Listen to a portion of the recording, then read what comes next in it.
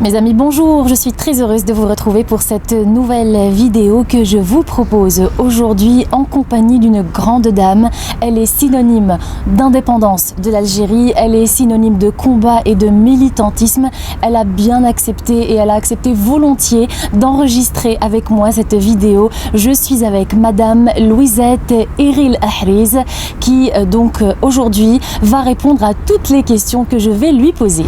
Madame Louisette Eril Ahriz, bonjour. Merci d'accepter d'enregistrer avec moi cette vidéo. Merci d'accepter donc cet entretien en ma compagnie. Je suis très honorée. Alors première question, Madame Louisette Eril Ahriz, vous avez rejoint très jeune les rangs du FLN, n'est-ce pas? Je suis issue d'une famille très engagée.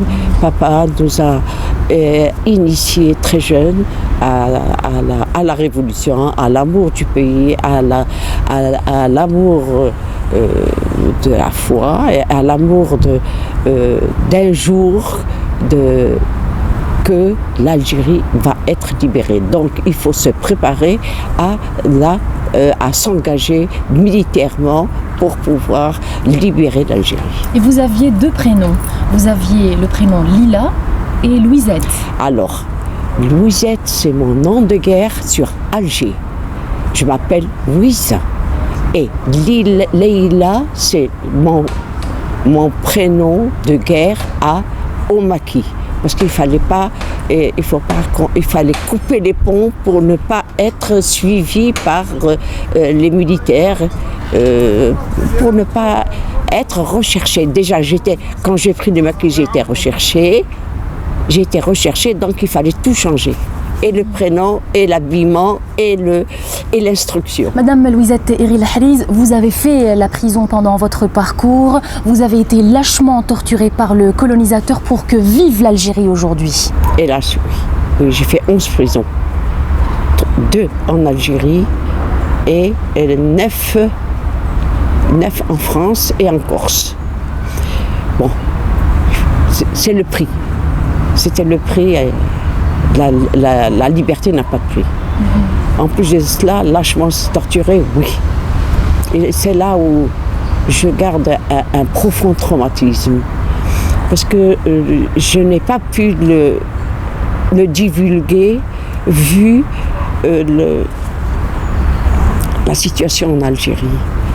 Une femme ne peut pas parler de la façon dont j'ai été torturée. C'est un sujet tabou. Oui.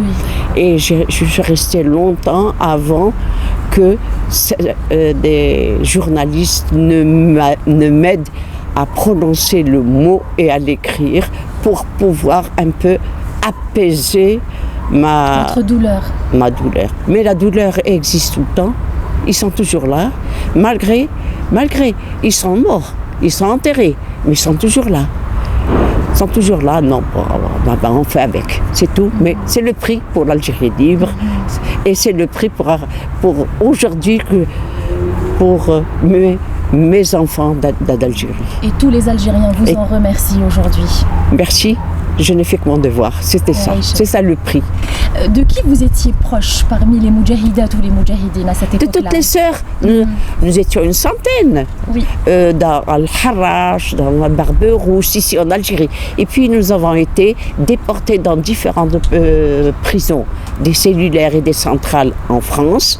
Et nous sommes à l'indépendance en 62. Nous avons été libérés. Et d'après les accords d'Évian, bien sûr. Et puis, chacune s'est mariée, élevé les enfants, et chacune a vaqué à ses occupations. Vous avez connu Hassiba Ben Bouali? Non, je n'ai pas connu Hassiba Ben Bouali parce que j'étais dans la zone Sahel, que papa présidait, que papa était chef. Donc je n'ai pas pu m'introduire dans le réseau de Hassiba. Vous avez connu Jamila Bouhired? En prison. Toutes les sœurs que vous voyez là, les Moudjahidettes, nous avons vécu longtemps en prison à Barbe-Rouge et à Al-Harrach, et puis après éparpillées dans différentes prisons en France. Voilà ce qui nous amène à parler de la participation de la femme aujourd'hui au Harak populaire que connaît l'Algérie depuis le mois de février 2019. On est à 9 mois maintenant. La participation de la femme au Harak, Madame Mouizatiri El-Hriz, était timide au début, n'est-ce pas? Tout à fait. Tout à fait. Et j'avais une appréhension. Je me suis dit comment la femme n'a pas participé à côté de cette belle révolution, de ce soulèvement que je ne m'attendais pas. Hein. J'étais surprise par cet engagement. J'ai été surprise par son pacifisme, par sa maturité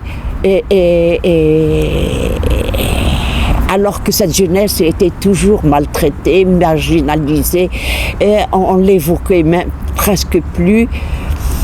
Ben, j'étais contente, mais la femme, effectivement, au départ, elle n'était pas aussi nombreuse. Et c'est là où je me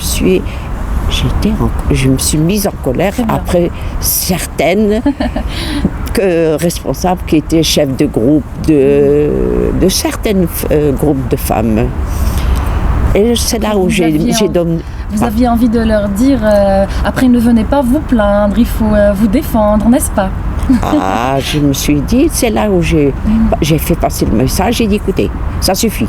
Si demain vous voulez que ça change, que la situation de la femme change positivement, il faut qu'elle participe pleinement. Ça suffit. C'est un vendredi, elle ne travaille pas, son ménage, elle le fera comme tout le samedi ou avant, et les enfants aussi. Alors, si elle ne participe pas, moi, je vous cache pas, je vais rentrer moi aussi à la maison. Et c'est là où il y a eu une floraison de femmes, de jeunes, d'âgés, d'enfants, tout le monde est descendu. Notamment après. La journée du 8 mars 2019, elle était extraordinaire. Particulière, tout à fait. Alors, Madame Mouizatiri El-Hriz, vous participez régulièrement justement au Harak populaire. Comment définissez-vous ce mouvement aujourd'hui? Je suis très surprise et satisfaite. Pour la même occasion, elle est engagée. Rien n'a changé depuis le début, depuis le 22 février. Au contraire, elle s'amplifie de plus en plus. Les slogans sont magnifiques, ils sont d'un amour croquant. Je pense que cette jeunesse réussira, et elle réussira bien. Et elle est solidaire, elle est engagée et elle est efficace. Qu'avez-vous envie de dire aujourd'hui à la jeunesse algérienne, Madame Mouizatiri El-Hriz? Bon, moi je leur dis une chose, soyez solidaires, soyez sereins. Nous continuerons jusqu'à obtenir nos objectifs. L'objectif est relever les défis. Et que devrait apporter le nouveau président à l'Algérie, Madame Mouizatiri El-Hriz? J'attends que du nouveau président une véritable démocratie. Je souhaiterais qu'il libère tous les médias, une liberté d'expression totale, une liberté de justice, un état de droit. Madame Mouizatiri El-Hriz, j'ai été honorée de vous avoir aujourd'hui pour cet entretien. Merci beaucoup de me l'avoir accordé. Mes amis, merci beaucoup de me suivre. Je vous dis à bientôt pour une nouvelle vidéo. Au revoir.